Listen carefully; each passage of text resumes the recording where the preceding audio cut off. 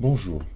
Avant d'enchaîner sur cette vidéo, je voudrais rappeler la problématique. Nous voulons que l'utilisateur sélectionne un nom dans cette petite base de données, cette petite liste. Et donc nous avons mis en place un test avec des conditions multiples, qui détermine la valeur d'une variable, une variable booléenne, vraie ou fausse, qui s'appelle test position cellule. Et le but du jeu, c'est de n'exécuter les instructions qui vont suivre que si le test est positif. Donc nous avons testé si le numéro de ligne était bon, si le numéro de colonne était bon et si la cellule contenait des caractères, c'est-à-dire si ce n'était pas une cellule vide qui était sélectionnée.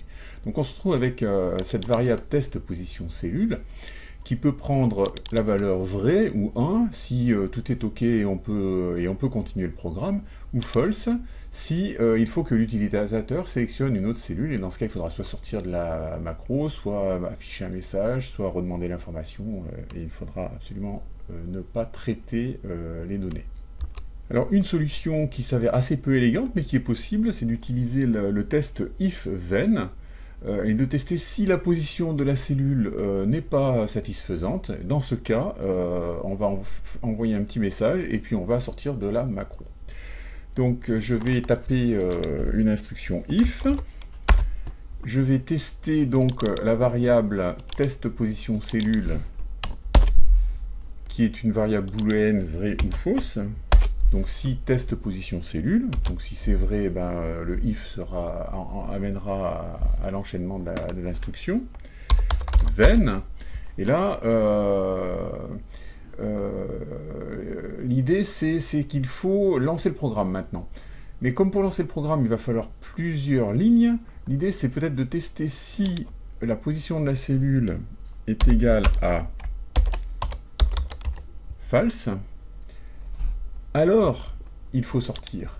Donc on teste d'abord le cas particulier, et puis ensuite on pourra lancer le reste de la procédure. Donc dans ce cas, je vais afficher une boîte de dialogue MSGBlocks.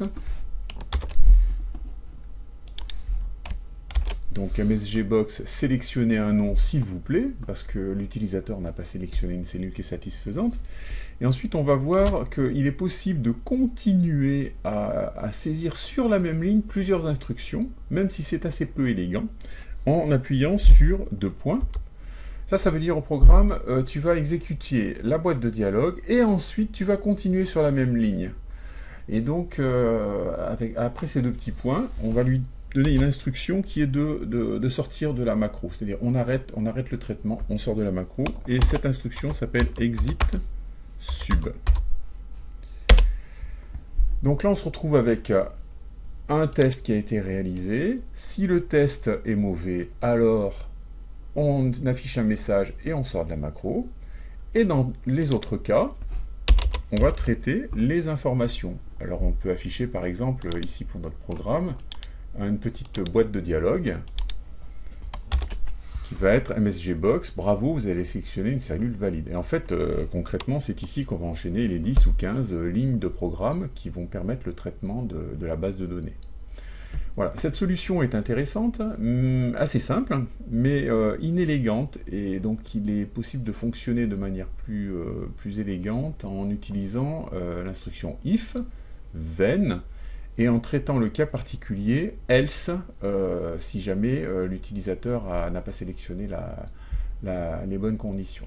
Donc c'est ce qu'on va faire sur la vidéo suivante. Donc nous avons vu comment enchaîner plusieurs instructions sur la même ligne avec deux points, et comment sortir directement par exit sub, c'est-à-dire qu'on se trouve directement ici en fait.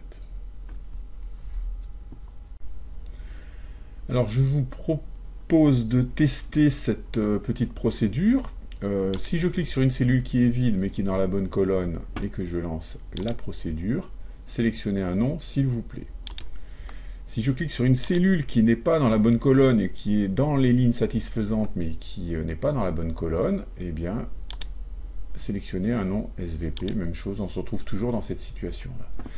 Donc la procédure fonctionne bien. Si je sélectionne un nom qui est dans la plage qui est autorisée, ce que j'ai matérialisé en vert, c'est-à-dire ligne supérieure à 61, inférieure à 67 et colonne C, et il y a quelque chose dans la cellule, avec les N qui ont été précisés ici, et que je lance la macro, bravo, vous allez sélectionner une cellule valide. Voilà. Donc a priori, cette macro est fonctionnelle dans tous les cas de figure.